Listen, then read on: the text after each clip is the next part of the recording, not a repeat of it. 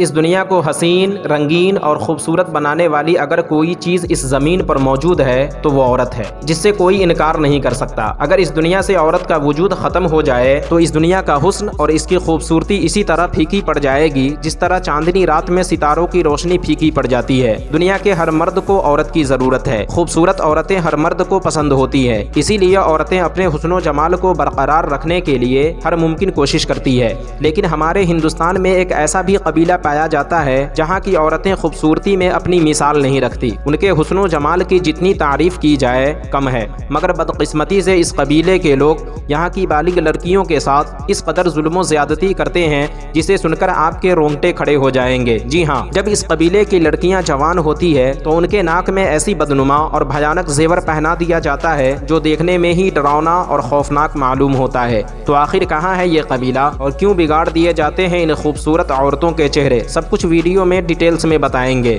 اروناچل پردیش کے دور دراز علاقے میں ایک اپاتانی نامک قبیلہ ہے جسے تانی قبیلے کے نام سے بھی جانا جاتا ہے۔ کہا جاتا ہے کہ اس قبیلے کی عورتیں بہت خوبصورت اور حسین و جمیل ہوتی تھی، جس کی وجہ سے اس کے آس پاس کے قبیلے تانی قبیلے پر اکثر حملہ کرتے اور ان کی خوبصورت عورتوں کو اغوا کر کے اپنا غلام بنا لیتے۔ بار بار کے حملے اور اغوا جیسے معاملات کو سامنے رکھتے ہوئے اس قبیلے کے سردار نے فیصلہ کیا کہ اس قبیلے کی تمام خوبصورت عورتوں کے چہرے بدصورت بنا دیا جائے تاکہ کوئی حملہ کرنے والا انہیں اغوا نہ کرے۔ سردار کے اس فیصلے کے بعد اس قبیلے میں یہ قانون بن گیا کہ لڑکی کے بالغ ہوتے ہی اس کے دونوں ناک میں چھید کر کے کالے رنگ کا بدنما سا زیور پہنا دیا جائے۔ ان بھدے زیوروں کی وجہ سے خواتین کی شکل بھیانک لگنے لگتی تھی، اور اتنا ہی نہیں بلکہ ماتھے سے ٹھوڑی تک لمبی کالی لکیریں کھینچ دی جاتی تھی، اور اس طرح اس قبیلے کی عورتوں کی خوبصورتی ہمیشہ کے لیے بدصورتی میں تبدیل ہو جاتی تھی، اور یہ رواج 1970 تک جاری رہا۔ لیکن خوشی کی بات یہ ہے کہ نئی آنے والی نسل اس منحوس اور بدصورت قانون سے نجات پا چکی ہے، لیکن اب بھی اس قبیلے کی بوڑھی عورتیں کالے بدنما زیور پہنتی ہیں۔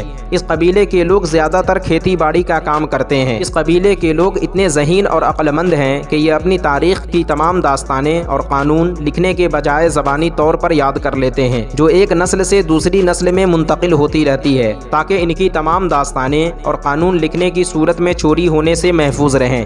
کھیتی باڑی کے ساتھ ساتھ اس قبیلے کے لوگ مچھلیاں پالنے کا بھی کام کرتے ہیں۔ ان کا مذہب سورج اور چاند کی پرستش کرنا ہے، جسے ان کی زبان میں دونی پولو کہا جاتا ہے۔ دونی یعنی سورج اور پولو یعنی چاند۔ تو دوستو، کیسی لگی آپ کو ہماری طرف سے دی گئی جانکاری؟ کمنٹ باکس میں ضرور بتانا، اور اسی طرح کی انٹرسٹنگ فیکٹ اور اس دنیا سے جڑی عجیب و غریب معلومات دیکھنے اور سننے کے لیے ہمارے چینل کو ضرور سبسکرائب کرنا۔ ملتے ہیں ایک اور نئی ویڈیو کے ساتھ، جب تک کے لیے اپنا خیال